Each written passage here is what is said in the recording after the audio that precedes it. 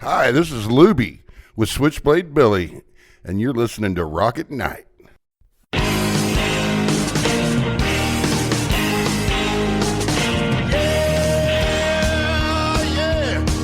you ready? Hey, tonight I'm gonna take you on a little trip. We're going down south by the mighty Mississippi. I'm gonna take you to a place where lights never dim. Bring your mother, your brother, and your best friend. I'm gonna show you where they dance out in the street. They'll tell you all about your body heat. I'm not gonna talk about it, just gonna do it. Get on down if you feel up good. Get on down. This is Charisse with Rock at Night, and I am here today speaking with Switchblade Billi, a new band out of Homosassa, Florida. I don't want to say exactly what their genre is because we don't want to pigeonhole them, but it's kind of blues, rockabilly, very ZZ Top-ish. And we are going to talk to the band and find out who they are and what they're up to. First of all, how did you all meet? How did we all meet? Well, this is Dave. I was 17, sneaking into bars up in Kansas City. And what was that bar, Jason? What was that? Is it 3rd Street? Yeah, it was the 3rd Street Pub. I think that's what it's 3rd Street Pub. And I snuck in there one night, and I was watching Jason play, but I was also sneaking behind the bar and doing shots when they weren't looking. And I was going around to a lot of open jams at that point, but that's where I met Jason. Jason was playing guitar. Who doesn't know, Jason is a fantastic guitar player. But anyhow, I got up there and played. I don't even think you played bass with me. Didn't I play with somebody else? Yeah, you had your buddy, what was his name? Adam, that's it. Adam, that was jamming with you. Adam was jamming with me. And anyhow, I just kicked off with Lubert, and we just started bullshitting afterwards because he's a big Stevie Ray Vaughan fan, and I had an unhealthy addiction with Stevie Ray Vaughan as well. And he's like, man, I'll play bass for you. I'm like, well, okay, you're a guitar player. And then he picked up bass. Some time later, I heard him play bass. I'm like, well, heck yeah, this just works. So then, as the years went on, went on, we formed our first group, Casey Sauce, I think wasn't that what? That was the first one, Casey Sauce. And then we went through so many drummers. Drummers were like just terrible. They weren't terrible. We just couldn't find one that stick that either didn't have a job or something else going on, to make it work. And so we finally found Joey, who's a great dude and a great drummer. And like we threw down, I think we recorded 3 songs or something, and we kind of started the ball started getting rolling. Then he was with the Air Force and got shipped off.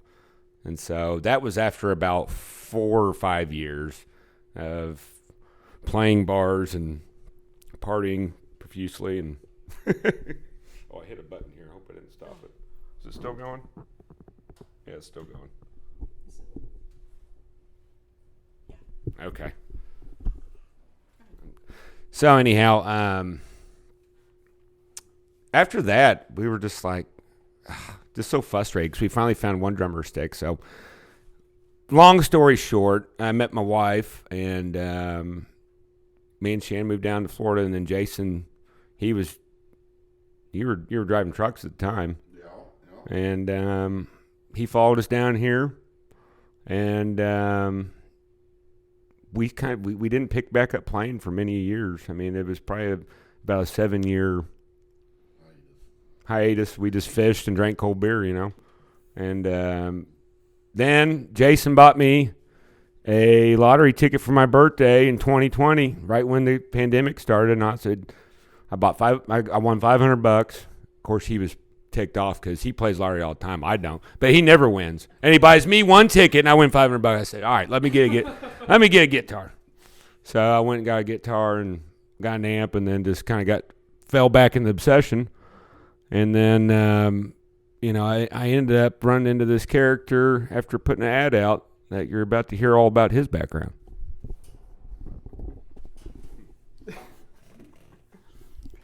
Yeah, and that's when I found these guys. This is Ross. I play drums now with Switchblade Billi.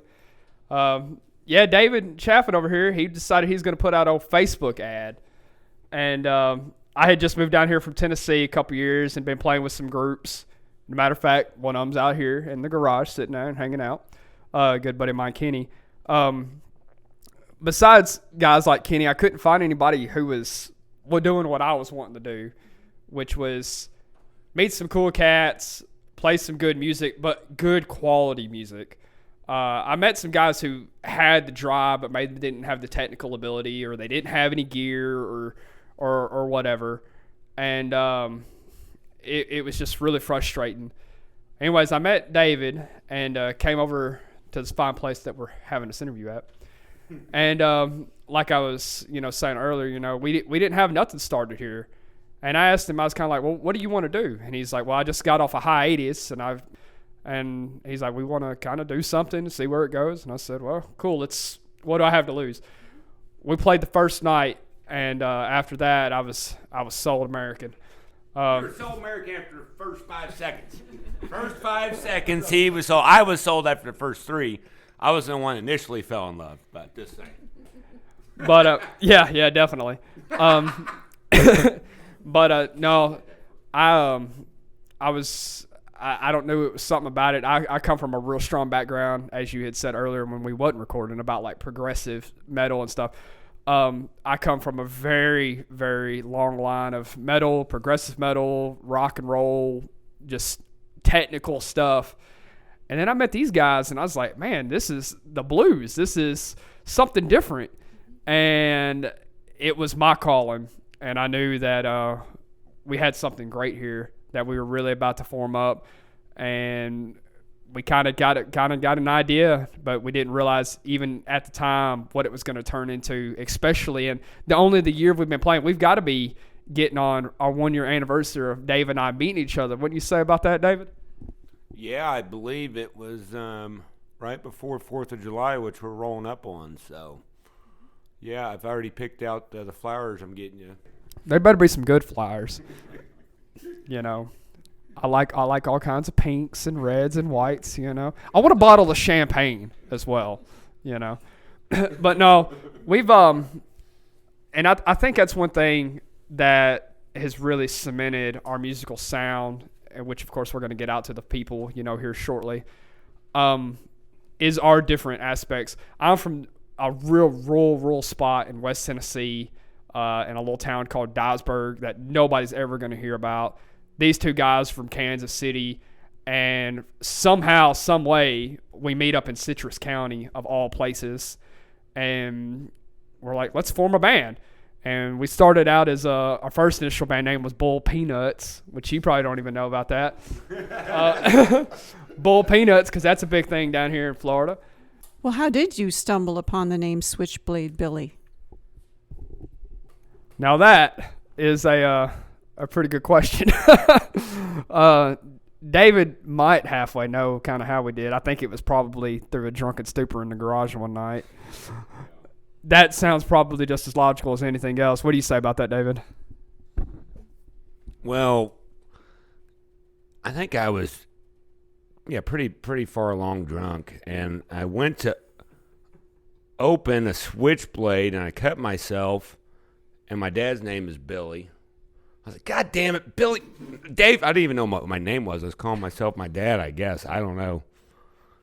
And Ross like, what's going on? I'm like, Switchblade Billi. I was so frustrated I couldn't talk. He's like, Switchblade Billi. That actually never happened, but it sounds like a good story. It sounded really good.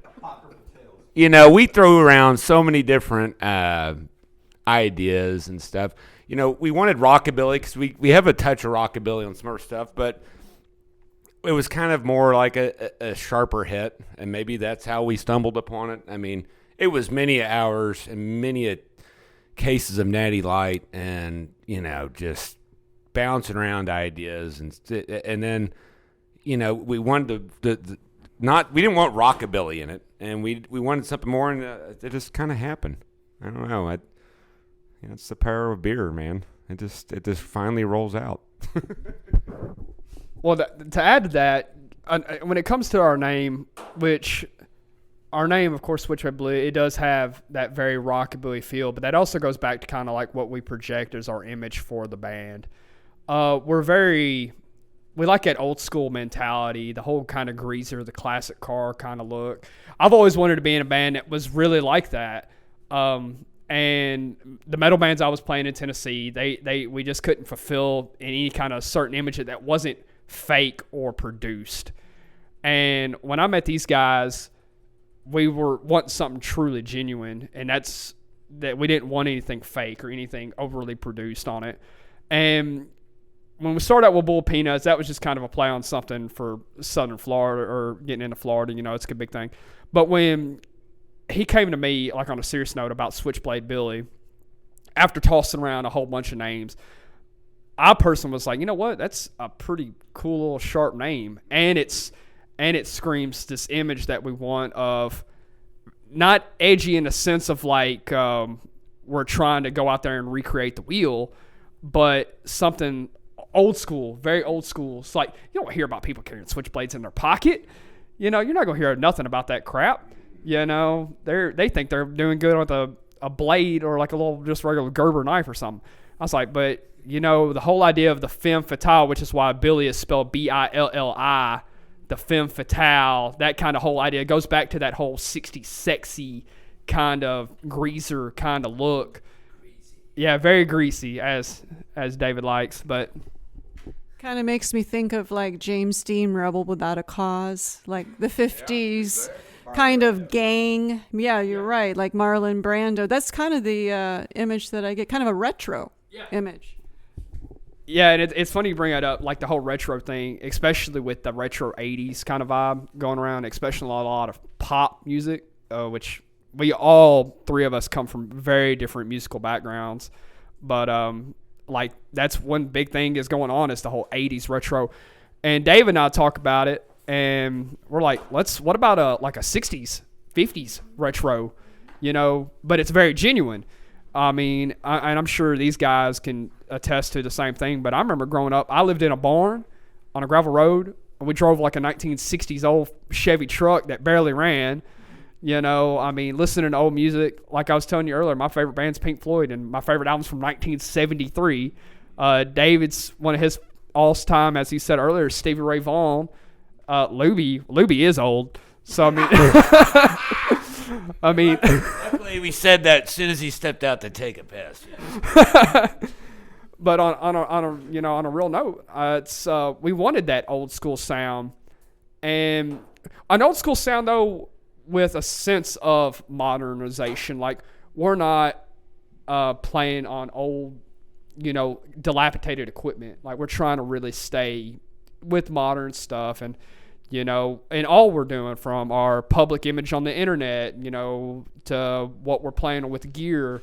We're not playing on beat and broken stuff. We're like a kind of old vintage. Like we appreciate when somebody has like an old vintage car that they've kept up. We're like, man, that's really nice. And that's kind of what we want to do. We want to bring back an older sound into the 21st century and say that this stuff is still in existence. This stuff really can touch people. And it's all about sitting around, having some drinks with your friends, caring about your family, and, just going and enjoying the finer things in life, which I think it goes back down to why we all moved to Florida in the first place. Now, you all got together a year ago.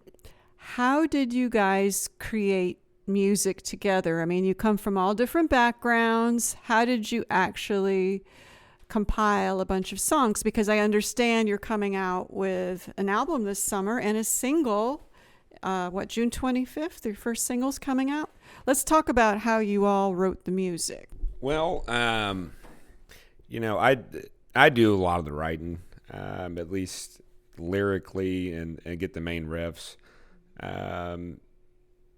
But Jason has been a big part of it. A lot of these songs that's on this album, I would say half of the songs.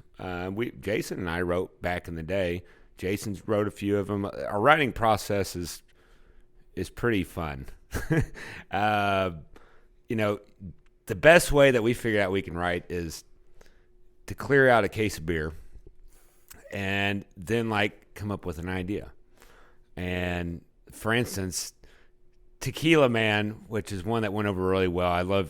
I've shared this story a few times, but it's so fun because it was Cinco de Mayo, and we are 3 sheets to the wind.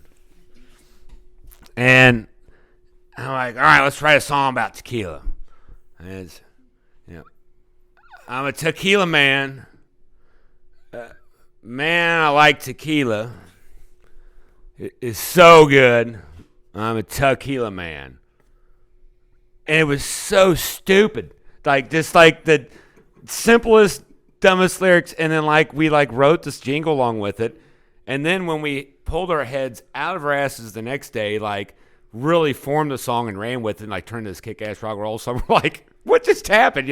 It's just I love writing it that way though, because it's very organic. Even though it seems really stupid at the time, you can really shape it after that, because you really just need to flow whenever you're coming up with ideas and not be too judgmental. And the way that we do that is by supporting our local beer industry, or whatever's around. But that was me and Jason on. Now with Ross, this is what's so cool about with Ross. Jason and I were back in the day just blues. Just blues, and honestly, we wanted to venture out of it and get out of it.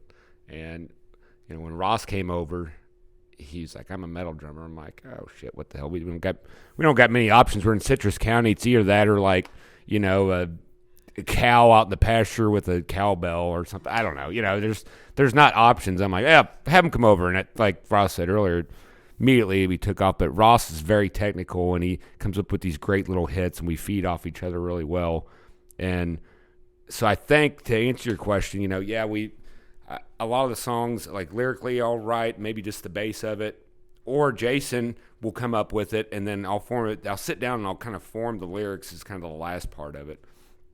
We come up with the idea, come up with a basic riff, and then we'll just start bouncing as far as the structure of, where the chorus, bridge, wherever it is. We'll start bouncing all that off each other, and we'll just play the song a bunch and just see what riffs we come up with, what flows. That's really big. I think if you go into writing a song and you overthink it, it doesn't come out natural. And I've made that mistake so much. In your mind it works, but whenever you just let it come out, let the song talk to you of what it needs. And if you do that and just let it run, then it really forms. And that's what's so great with having Ross here. He gives a big technical aspect to me and Jason's drunken flow that we put together. What was your experience like being in the studio and recording these songs? It was interesting. And, it's a real nice studio. It's the most modernized studio I've ever been in, but going in there, and it really wasn't typical to what we'd done before. I've recorded, where, we lay down a track and then everybody comes back over and re-records it and everything.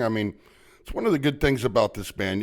There's not a lot of distortion on anything. What you're hearing on the album is you're hearing the raw amplifiers, you're hearing the raw drums, and there's no effects. There's so many people using all these special effects. What you're hearing is the band. We recorded it in one take, and put a couple little fills and stuff here, but what you're hearing on the album is basically the raw idea. But it really was. It went. And, all the guys in the studio were real nice and helpful. And I think, it was a good time. Yeah.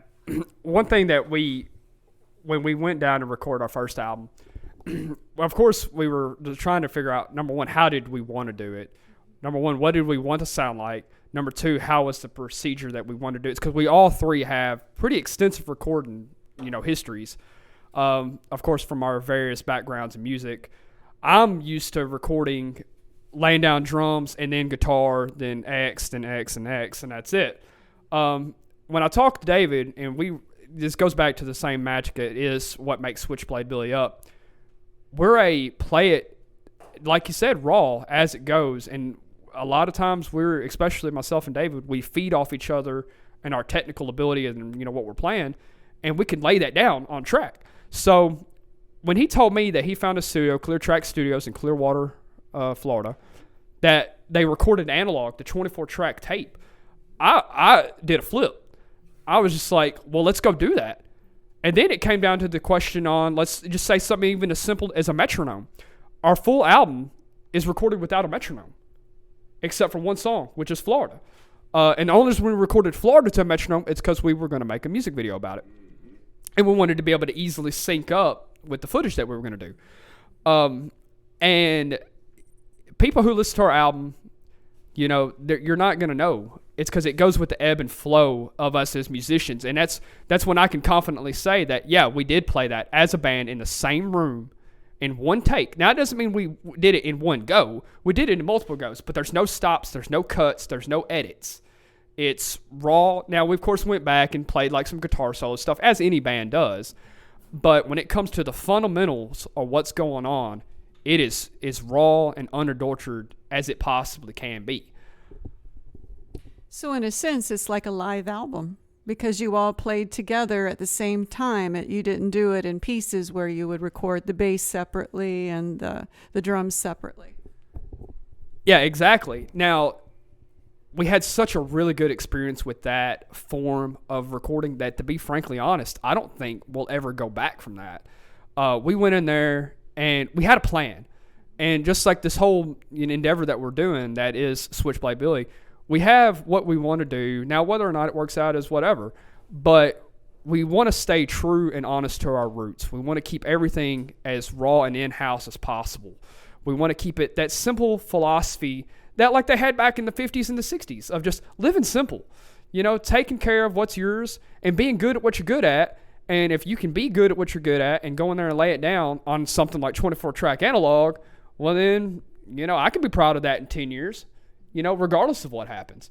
And that goes back to our whole fundamental philosophy about what we're doing. We're just trying to keep it simple and just be the best that we can be at what we're doing and just stay humble to ourselves. And let me tell you what, 24-track analog makes you stay awfully humble when you're listening back to it. And you're like, man, I didn't like this take. I didn't like this fill. And you can't just go out and tweak and take the shortcut. We said, we're going to go in there and we're going to redo it again, 100%. And that's what we did, and we produced an album that I think all three of us can unequivocally say we were absolutely proud of.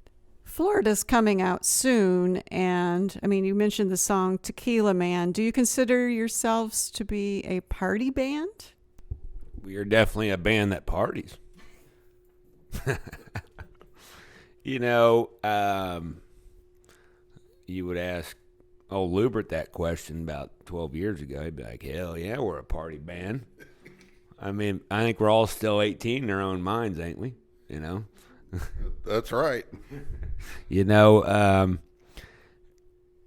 That being said, we definitely, our whole idea of it is to have fun. We're definitely, we do our best live. We love playing live. We love creating, working the environment and having fun. We don't want to get too deep in lyrically or playing. I love the real just happy vibe. Now, that being said, I don't want to be just a little jingle band. We're not just playing these fun little jingles. But, we're getting more and more. This latest stuff we wrote, the latest here more lately, it's definitely getting, I wouldn't say serious, but it's not just hey, let's everybody smile and cheers and whatever, But yeah, thoughtful, yes, which is kind of over around. We're usually not very thoughtful.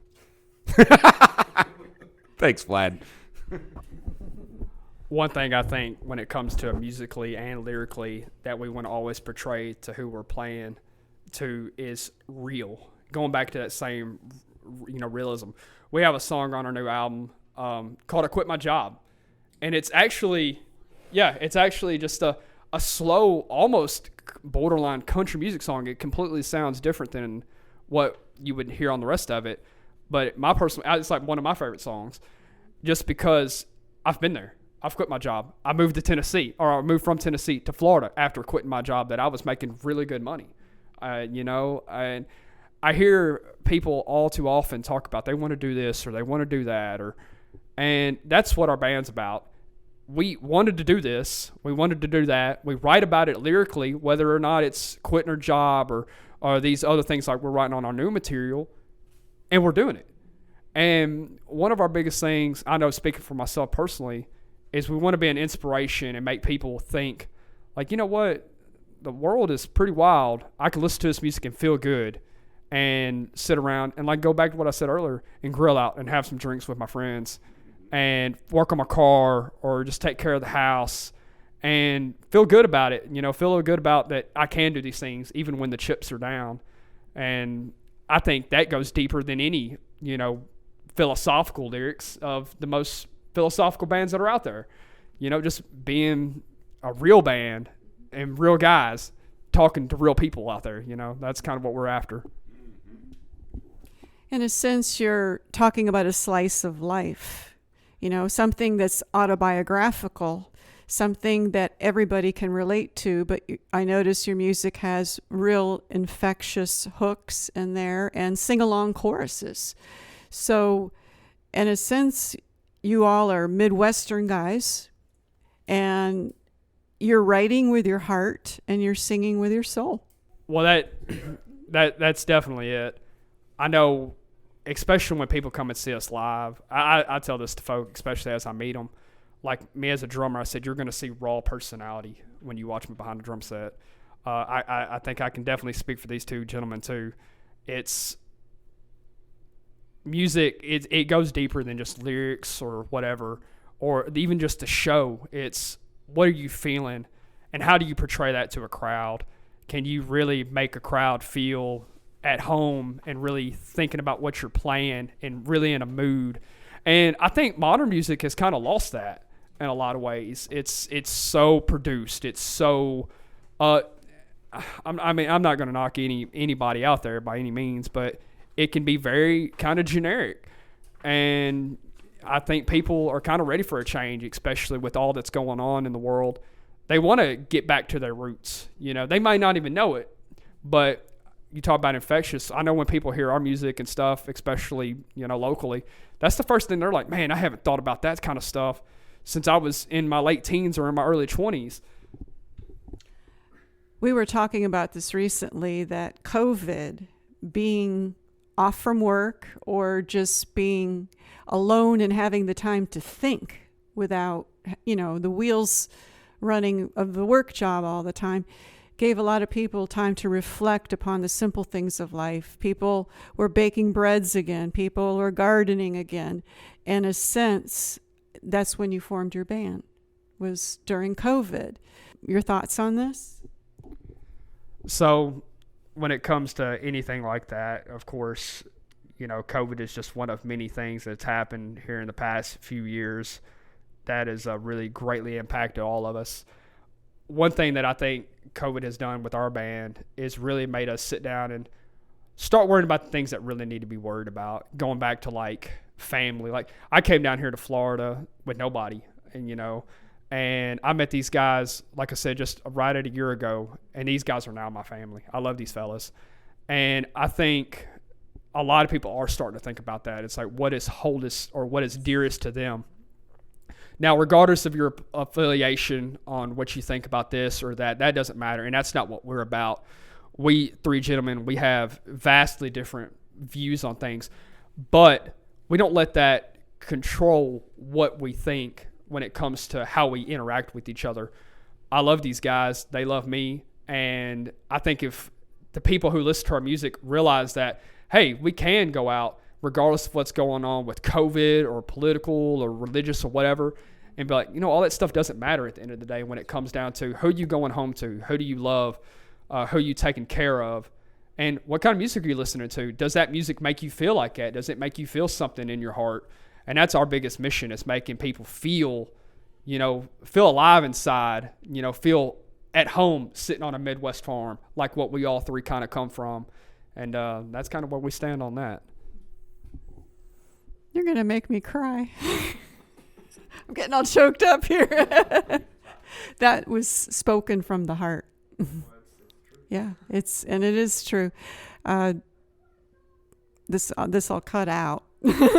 But Vlad and I were just talking earlier that this year, I think it's because of COVID or whatever, I have made so many new friends. And I don't know if people are more open to relationships because at the end of the day, all you have are your friends and people and family. You know what I mean? People want a lot of normalness. People want to get, back to normals. And maybe this has brought us back all to where, we want our families tight together. And it might have taken, all the division and everything in the world.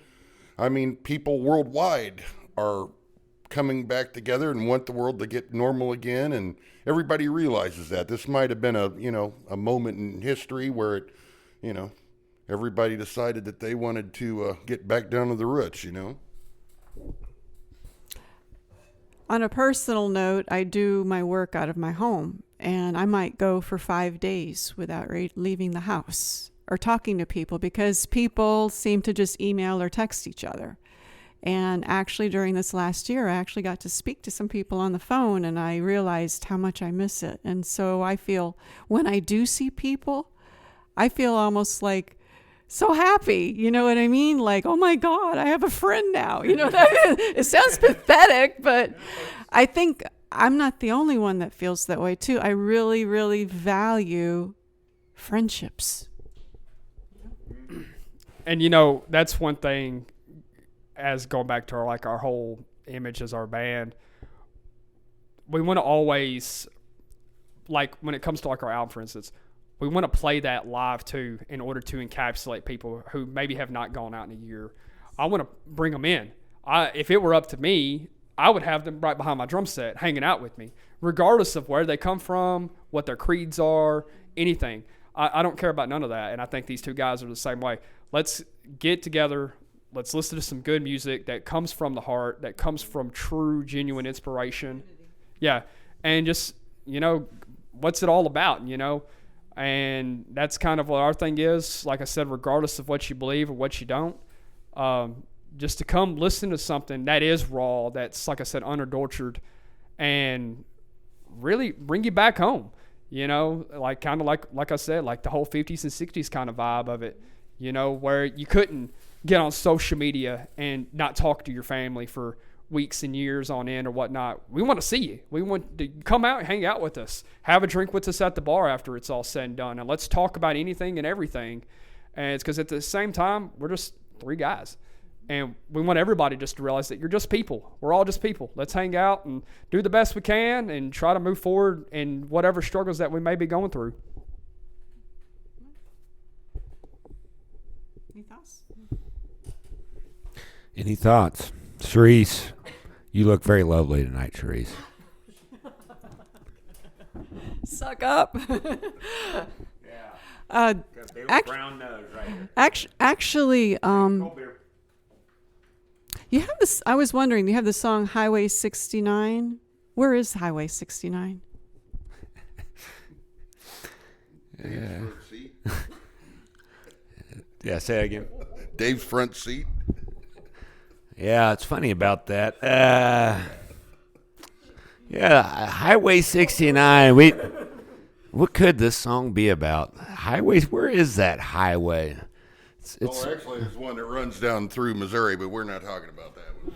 Yeah. Maybe it's Kansas. It's Kansas. Highway 69. Yeah, it's any highway that I prefer to drive. The airport. It all started at the airport. My brother and I took a journey across the nation, and then I flew back to. I think I landed in Orlando. And my wife picked me up from the airport, and had a fast car and a highway called 69. That's of course what the song's about. So nothing subliminal at all. This is good old wholesome Midwest Bible Belt music right here. Highway 69. And there were some belts involved, but we'll get to go down that road later. All right. I think we've talked about a lot of the different subjects. One last question, because the first time I heard your music, I definitely felt it was retro. I mean, I was hearing ZZ Top, I was hearing rockabilly, I was hearing Americana even. I mean, you have a lot of, it's really across the board. You can't pigeonhole it, and it appeals to a lot of different styles and stuff like that. And I had wondered about the tone, and we've talked about this, but the tone of your guitar is so authentic rockabilly. And to talk about the kind of effects pedals, or what do you do to try to achieve that retro sound? Vibroverb. Go back to Stevie Ray Vaughan. Yeah. Real quick background on the Vibroverb. Fender came out the reissue that Stevie Ray Vaughan's guitar tech did the wiring in to mirror that. And, of course, our unhealthy addiction once again was Stevie Ray Vaughan. Jason was like, you got to have it. You got to have it. I'm like, I know. And it was hard to find. So we found Virginia. They drove all the way to Virginia nonstop. Yeah. So we found one in the world. I take it back. There was two in the world at the time. I looked through eBay, Craigslist, Facebook Marketplace, you name it. And we found one up in Virginia. And Ross and I made a road trip up there and back that we remember most of. And we stopped in Savannah. And that's why we named it Savannah, because those are stories you won't hear, but there was some good stories there. And went up there and got it. But no, the main thing, as far as the sound, I went through a dozen amps last year trying to figure out my sound. I wanted it very hot, simple sound. I'm not one for effects. I like organic stuff. So you tore the guts out of all your guitars and hot rodded all those guitars up. Yeah. I don't like any, and what I mean by organic, I guess, is just to really push the actual sound, like an overdrive, just really a hot signal. I don't like adding anything more than that because, just like what Ross was saying, we're a very down-to-earth, raw band, and I think we start adding all that, which is great for a lot of types of music, but for what we're wanting to do, I wanted that sound, and I figured, I won't ever be the player that Stevie Ray Vaughan is, but I can at least get close to the sound out of his amp that he had because it was so good. But I got TV Jones. Got to give up TV Jones. I got one pickup going straight to one volume knob to really get a high output sound of it. It's not going through a lot of pickups and tone knobs, and that's really what I finally dialed it down to, just like a Malcolm Young AC/DC setup. But I use one pedal. It's actually my brother-in-law with Brown Amplification that makes these pedals out of Kansas City. And it's, if I understand it right, it's a blues driver and then also another pedal we kind of combine, but it's got two different sides to it. Any guitar players out there, check out Brown Amplification. He does a great job, real quality work. But yeah, Ross and I drove up to Virginia, got that amp, came back. I really like Gretsch. I played Strats for years, but I liked the Brian Setzer big sound. It's just a big sound that we needed for a 3-piece band without adding a bunch of effects. I needed a big hollow body sound with a big amp and one good pedal, but to still achieve that raw sound. Thanks a lot, guys, for speaking with Rock at Night. I think we got to know the band a lot more. And it's funny because you come across as kind of a fun party band, but there's a real deepness to your music. You know what I mean? Well, it depends who you ask, but yeah. Thanks, folks. You're listening to Rock at Night. The introductory song, Get On Down, is from blues artist Billy Bass Alford. Look for his music at ReverbNation.com.